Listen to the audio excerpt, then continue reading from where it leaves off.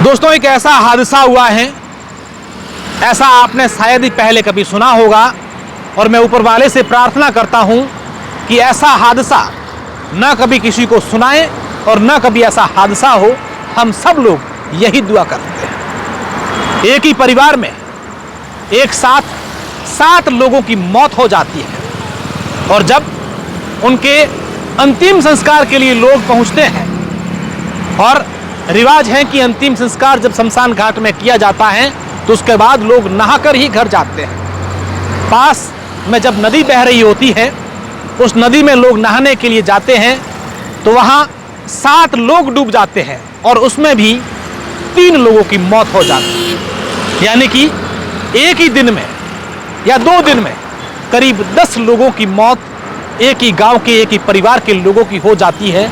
तो सोचिए, इससे बड़ा दुखद हादसा क्या होगा। दरअसल 2 दिन पहले एक कार में सवार कुछ लोग जा रहे थे जयपुर के रिंग रोड पर।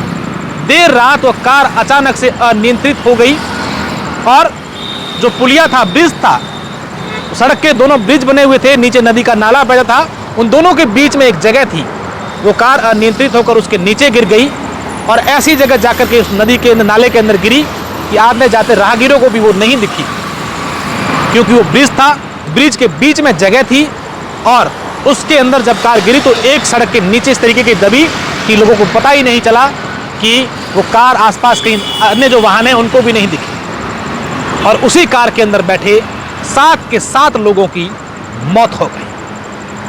क्योंकि 2 लोगों के सर में चोट लगी थी तो ऑन द स्पॉट हो गई थी और बाकी कार उल्टी थी, उनको निकालने वाला कोई नहीं था। जंगल एरिया था, चिल्लाए भी होंगे, लेकिन दम घुटने से, समय पर इलाज नहीं होने से उन सभी की मौत हो गई। उसमें एक ही परिवार के पिता, उनका बेटा और पोता, यानी कि 3 एक ही पीढ़ियां, एक ही परिवार की 3 पीढ़ियां, 3 लोग थे, 3 पीढ़ियों के लोग थे।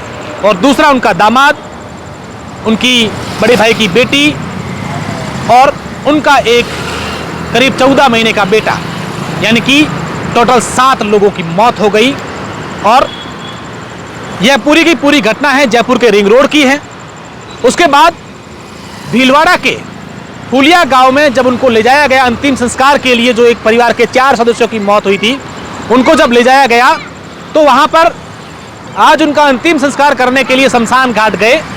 जब अंतिम संस्कार होने के बाद वहां पर जो लोग हैं वो नहाने के लिए गए तो वहां पर 7 लोग डूबे थे, उनमें से 3 लोगों की मौत हो गई। उसके बाद वहां पर जो लोग थे वो गुस्साए, उन्होंने हाईवे भी जाम किया क्योंकि उनका कहना है कि जो रेस्क्यू टीम है प्रशासन की वो लेट पहुंची थी। अब आप सोचिए कि 3 पीढ़ियों की बात मैंने आपको कर दी, इसमें एक और भी पीढ़ी थी, चौथी पीढ़ी। यह पूरी घटना क्या है ये हम आपको समझाते हैं। भरतपुर के एक व्यक्ति बुजुर्ग थे, उनकी मृत्यु हो गई तो उनके बेटे ने उनकी अस्थियां विसर्जन के लिए भीलवाड़ा से वो पुष्कर आ रहे थे।